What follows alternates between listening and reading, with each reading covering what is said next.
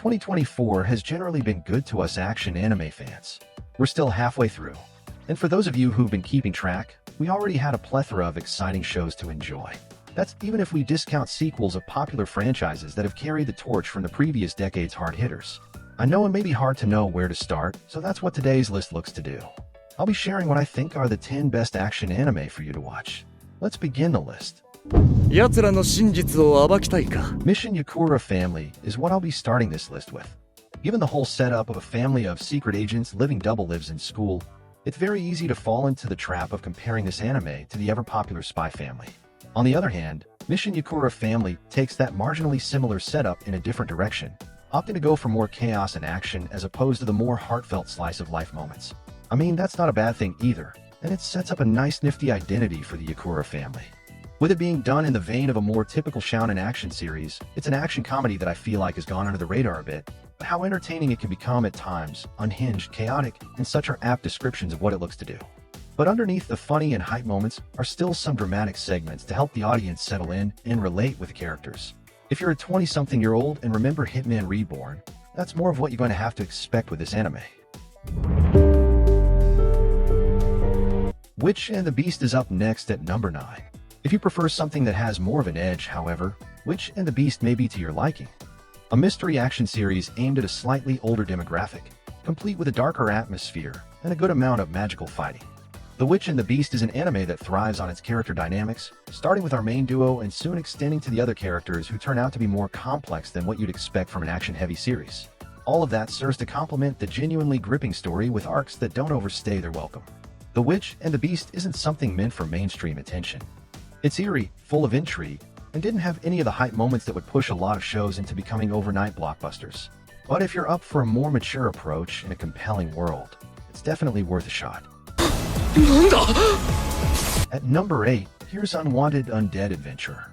After giving the key visual and the premise a glance, one might immediately peg Unwanted Undead Adventurer as another one of those prove them wrong anime.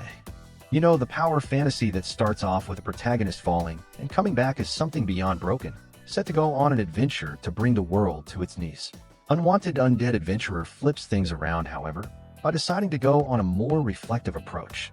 Yes, there's still the edgy-looking protagonist looking to become strong as a plot point, but the anime is a tad slower and more monologue-heavy. It seeks to build the world at what people have called a deliberate pace and dwells more on the implications of becoming a skeleton, giving the audience chances to digest how it really feels. It's definitely something more akin to a slice of life, and the more chill approach to doing things might throw people off a little bit. When the action parts come up, though, they're still good. However, so this could be a good change of pace for people very into fantasy action anime. At number 7, it's the wrong way to use healing magic. At the beginning of 2024, things are looking up with some big hitters coming our way. A lot of shows have hype, either by being sequels or getting carried by word of mouth, with some shows seemingly coming out of nowhere by embracing their key points, like the degeneracy for gushing over magical girls. Then there's this. Not going to lie, I don't blame you for overlooking the wrong way to use healing magic by brushing it off as yet another Isekai. When the season rolled around, when the dust has settled, I'd say that this anime has been a worthwhile watch, showing that there are strengths in a premise that's generic. For one, I gotta give some props to how the show doesn't aim to hook you in with a shock factor or anything like that. It's also not a parody and plays the Isekai part straight. Instead, it does draw you in with a more deliberate pacing, getting you acquainted with the world and the characters and making you think of the possible ways things can go. The slow pacing ended up being a detriment at times, especially on the character development side, but I can see the point the anime team's trying to get at here. It's a good alternate approach to the Isekai wave we've come to recently that either leans heavily into parodic elements or goes really deep with the action shock factor and power fantasy. It's comfortably somewhere in between and is for fans of people who prefer a slower-paced Isekai. An Archdemon's Dilemma finds itself right before the halfway mark, and we're back to the bait-and-switch anime. Right off the bat, an Archdemon's Dilemma injects an idea into the viewer, an assumption of what it could be like. Demon Lord with a bid to be the strongest, taking on a slave girl as his most trusted partner in this us-against-the-world story. And true, there are elements of that at play. But while Unwanted Undead Adventurer gave us a detour by instead becoming a more reflective take on the whole, transformed into a skeleton genre, an Archdemon's Dilemma does that by making unaware audiences watch possibly one of the sweetest romances you can get out of shows with this kind of backdrop. Well, not to say there's no action or flexing or the sort. There is loads of it. In fact, what truly sets this series apart from its kin is a surprising focus on a budding relationship between our main duo, both of whom are awkward and charming in their own right.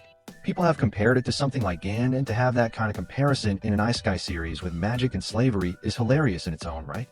But it kind of makes sense when you think about it. This is one underrated treat for romance lovers out there. I'm going to hunt down every last one of them and make them pay. Now we're not letting up with our next entry. Ninja Kamui is a simple story. It knows it's excellent at one thing and one thing only: insane fights. And as such, it leans really deep into it. After all, for some fans, they don't just care about realism, a deep plot, or any of that. They want stimulation, lots of it. And Ninja Kui is here to give them loads and loads of adrenaline. To say that the fights and action sequences in Ninja Kamui are wild would be an understatement. With us crossing a halfway mark of 2024, I just don't think that a lot of action anime can match how unhinged and wild Ninja Kamui can get with its action pieces. It starts off really strong, and if you're someone who comes in with the right expectations, it does seem like something tailored to Western audiences with the way it looks and feels. So that might be a boon to you too if you're someone who craves some frantic, gory action. Yes, I want something that goes so deep into it. Ninja Car Movie may be to your liking. To move on, we have Go Loser Ranger. Loser Ranger is not exactly a serious anime, but considering how grounded it feels compared to Ninja Kui, it certainly fits the bill. As for Loser Ranger, we have what seemed to be an affectionate Super Sentai parody that turns pretty heavy quickly, thanks to how it gives us a different perspective from what we've come to expect from these costume hero shows, affiliations, and supposed hero-villain roles get turned on their heads. And it serves as a foundation for a rather gripping tale of rising up against all odds, a tale of adversity, gray morality systems, and before we forget, some pretty nifty fight sequences. Oh, and it's also from the quintessential quintuplets creator. So for those fans of the popular rom-com who are still on the fence, you might be curious to see what Nei can do with a series featuring another ensemble of 5 but in a different genre. Personally, I think you nailed all the important notes, but it's something you gotta see for yourself. This anime deserves more love. We begin the top 3 now with Windbreaker. For a lot of people, Windbreaker came out of nowhere. Sure, there's a bit of hype entering the season, but to a lot of them, it certainly was just another teenage delinquent action anime. However, as we reach the home stretch, it's made a quick turnaround as a lot of people's favorite action anime of spring. It's a straightforward story of delinquents fighting people, protecting their town, and all that sort of stuff. But what really won people's hearts was the execution. It has great hand-to-hand fights, some of the best the year has given us so far, all while maintaining some positive themes with help from its charismatic characters. It's certainly a show I'm happy to see a lot of love for, and if you're looking for an action anime to watch this 2024 and don't have time to bother with sequels or more fantasy stuff, this is one of the best recommendations you can get. At number 2 stands Proud Kaiju, number 8. Even before the season, there's been a lot of buzz surrounding this promising new contender in the action anime sphere. It would have been easy to brush off the series as something taking advantage of the groundwork laid by Chainsaw Man or even Attack on Titan, given their similar premises in theory. However, Kaiju number 8 does well enough to hold up on its own, becoming one of the hottest and best action titles to watch in 2024. In practice, Kaiju number 8 leans more to the lighthearted vibes despite the bleak picture its world seems to suggest. For the first minute or so, there's quite a mix of comedy and action, and overall, the blending of elements works really well, giving us a show where almost everyone can find at least something to like. While Kaiju number 8 may not particularly excel at something, it's more than decent on a lot of the relevant parts that action anime fans may care for. Entertaining fights, check. A group of main characters for you to care about, you got it? A story that's not super complex yet has its fair share of depth and world building put into it, Kaiju number 8's got you covered. It's obviously being pushed hard as a series, and I think those efforts weren't misplaced by any means. Arise. Speaking of pushed hard as a series, you have to be living under a rock to at least not hear of Solo Leveling. One of the biggest webtoons ever finally got its much-awaited anime adaptation, and expectedly, as we enter the year 2024, Solo Leveling has garnered so much attention. But did it live up to the hype? I'd say it did, with a caveat. It's an anime that works really well for those who are already fans of the series. The anime creators likely made this adaptation with existing fans in mind and made a promise to deliver what the fans wanted, a weak to strong power fantasy with some RPG elements and a lot of moments where the main protagonist can show off how cool he is. Sharp, crisp choreography gives the fight some excellent presentation, and the sound direction doesn't let up one bit. With the title being hamstrung by its 12-episode count, there's the lingering feeling of wanting more as I watch the series. There's more potential with the world, and the plot's presentation may not be as strong as some would like it to be. Still, it also knows it's a power fantasy and relishes in that identity. Plus, in the realm of just spectacle, Solo Leveling hits all the important highs, making it a really recommended watch for those in the genre who are existing fans of the source material.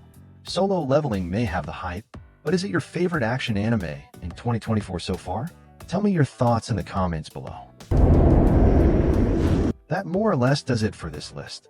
I'd like to thank you for watching, and I hope you enjoyed the list. If you have some more time, may I suggest you check out this video on the top 10 anticipated new anime of summer 2024? Thank you. I'll see you in the next one very soon.